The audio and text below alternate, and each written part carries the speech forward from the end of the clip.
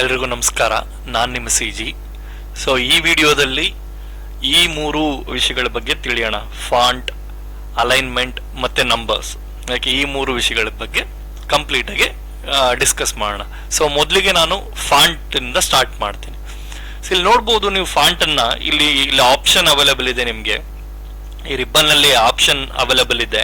So ಈ font ಅಲ್ಲಿ multiple options ಬರುತ್ತೆ. ಸೊ ಉದಾಹರಣೆಗೆ ನಾ ಇಲ್ಲಿರೋ ಈ ವರ್ಡ್ ಅನ್ನ ನಾನು ಬೋಲ್ಡ್ ಮಾಡಬೇಕು.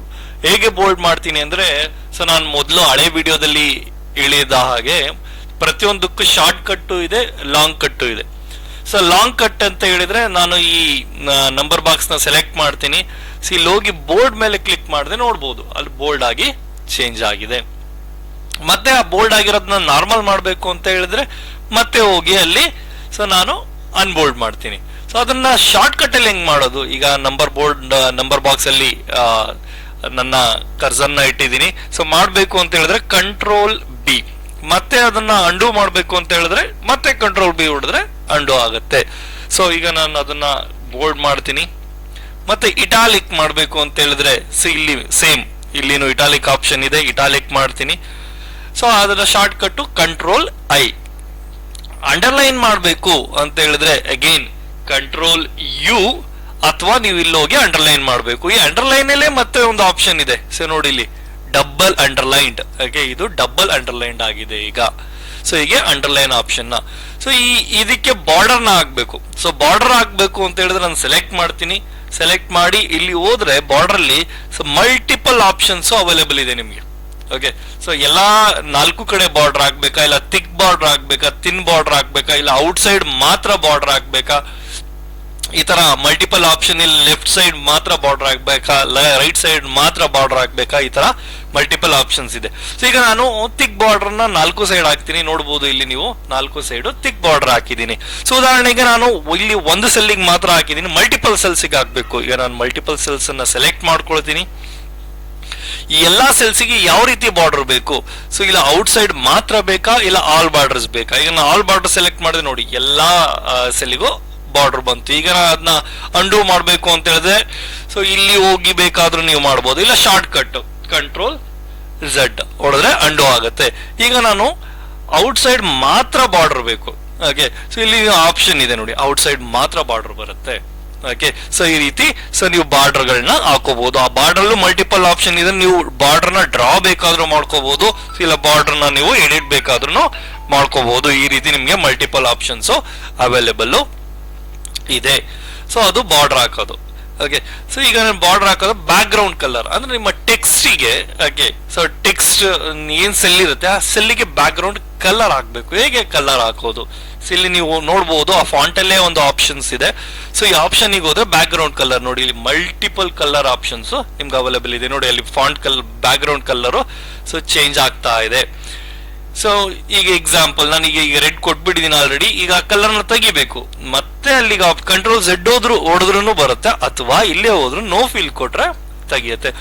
ಇದು ಬಿಟ್ಟು ಇನ್ನು ಮಿಕ್ಕಿದ ಕಲರ್, ಇನ್ನು ಹೆಚ್ಚಿಗೆ ಕಲರ್ ಬೇಕು ಅಂತ ಹೇಳಿದ್ರೆ ನೀವೇ ಒಂದು ಕಲರ್ ಕಾಂಬಿನೇಷನ್ ಕ್ರಿಯೇಟ್ ಮಾಡೋದು ಹೇಗೆ ಅಂತ ಹೇಳಿದ್ರೆ ಇಲ್ಲಿ ಮೋರ್ ಸೆಲ್ಸ್ ಹೋಗ್ತೀರಾ. ಇಲ್ಲಿ ನೋಡಿ ನಿಮ್ಗೆ ಮಲ್ಟಿಪಲ್ ಕಲರ್ ಆಪ್ಷನ್ಸ್ ಅವೈಲೇಬಲ್ ಇದೆ.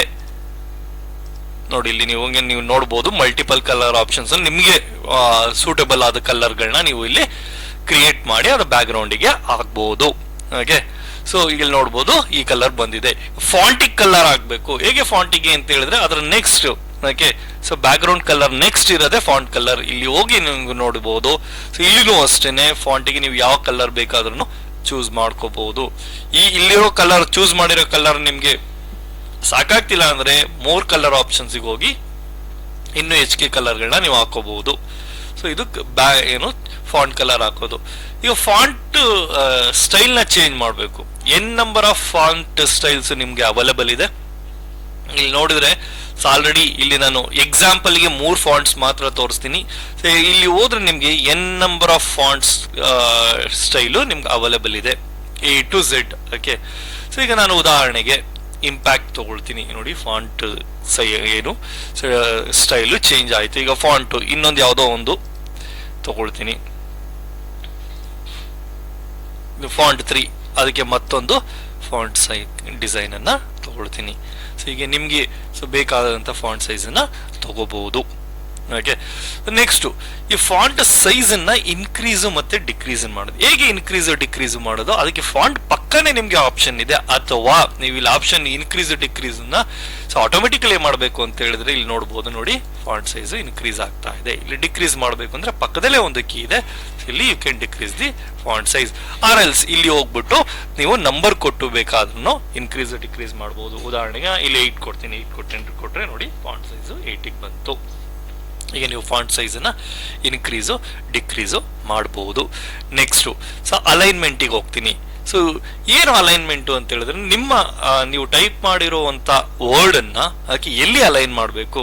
ಸೊ ರೈಟ್ ಸೈಡಲ್ಲಿ ರೈಟ್ ಹೆಂಡಲ್ಲಿ ಇರಬೇಕಾ, ಇಲ್ಲ ಲೆಫ್ಟ್ ಹೆಂಡಲ್ಲಿ ಇರಬೇಕಾ, ಇಲ್ಲ ಸೆಂಟ್ರಲ್ಲಿ ಇರಬೇಕಾ, ಇಲ್ಲ ಟಾಪಲ್ಲಿ ಇರಬೇಕಾ, ಇಲ್ಲ ಬಾಟಮಲ್ಲಿ ಇರಬೇಕಾ, ಇಲ್ಲ ಎಕ್ಸಾಕ್ಟ್ ಸೆಂಟ್ರಲ್ಲಿ ಇರಬೇಕಾ.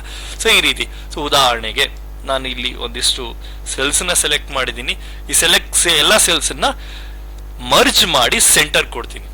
ಓಕೆ, ಸೊ ಮರ್ಜ್ ಮಾಡಿ ಸೆಂಟರ್ ಕೊಟ್ಟ ತಕ್ಷಣ ನೀವು ನೋಡ್ಬೋದು ಮರ್ಜ್ ಆಗಿದೆ. ಸೊ ಅಲ್ಲಿ ಕೀಯಲ್ಲಿ ಬಂದಿದೆ. ನನಗಿದು ಸೆಂಟ್ರಲ್ಲಿ ಬರಬೇಕು. ಇಲ್ಲಿ ಏನಿದೆ ಇದು ಸೆಂಟ್ರಲ್ಲಿ ಬರಬೇಕು. ಹಾಗೇನ್ ಮಾಡ್ತೀನಿ, ಇಲ್ಲಿ ಹೋಗಿ ಸೆಂಟ್ರಲ್ಗೆ ಕ್ಲಿಕ್ ಮಾಡ್ತೀನಿ. ಸೊ ಇದೆಯಲ್ಲ ಇದು. Okay, so top to bottom, ಇದು ರೈಟ್ ಟು ಲೆಫ್ಟ್. ಓಕೆ, ಇಲ್ಲಿ ಟಾಪ್ ಅಲ್ಲಿ ಇದೆ, ಮಿಡಲ್ಗೆ ಬಂತು, ಬಾಟಮಿಗೆ ಹೋಯ್ತು.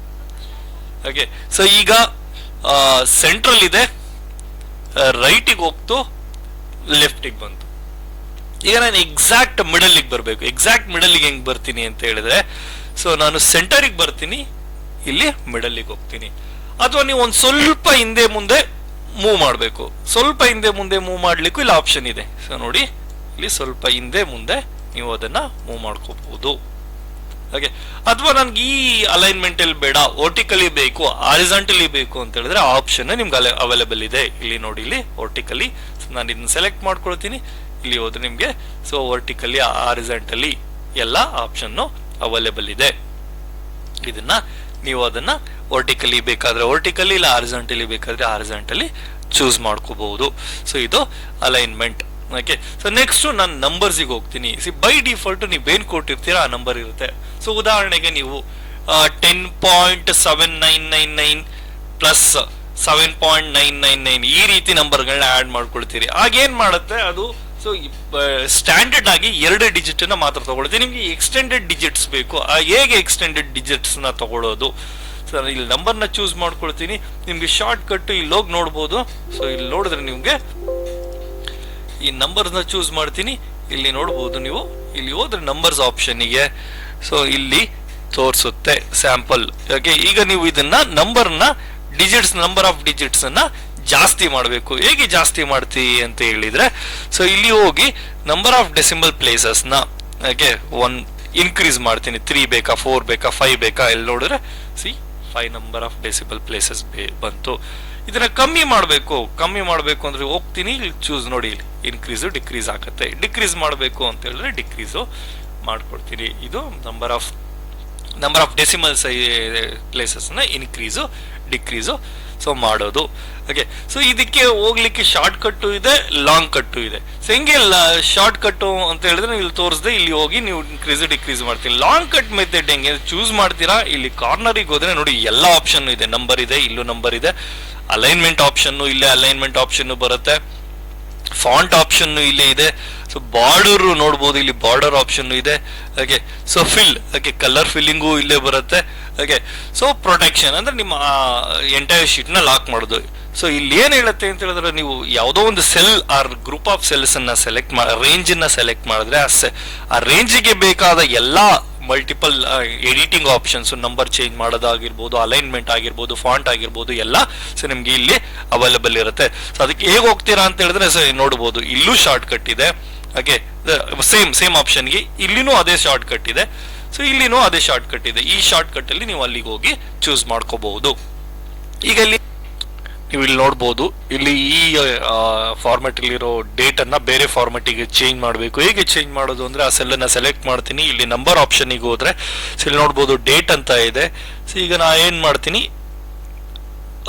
ನಂಬರ್ಸ್ ಅಲ್ಲಿ ಇರೋದನ್ನ ಮಂತ್ ಮಾತ್ರ ನಾನು ವರ್ಡಿಗೆ ಚೇಂಜ್ ಮಾಡ್ತೀನಿ. ಇಲ್ಲಿ ಓಕೆ ಮಾಡಿದ್ರೆ ನೋಡ್ಬೋದು 28 ನವೆಂಬರ್ 2020 ಹೀಗೆ ಡೇಟ್ ಫಾರ್ಮೆಟ್ ಅನ್ನ ಸೊ ನೀವು ಇಲ್ಲಿ ಹೋದ್ರೆ ಮಲ್ಟಿಪಲ್ ಆಪ್ಷನ್ಸ್ ನಿಮ್ಗೆ ಅವೈಲೇಬಲ್ ಇದೆ.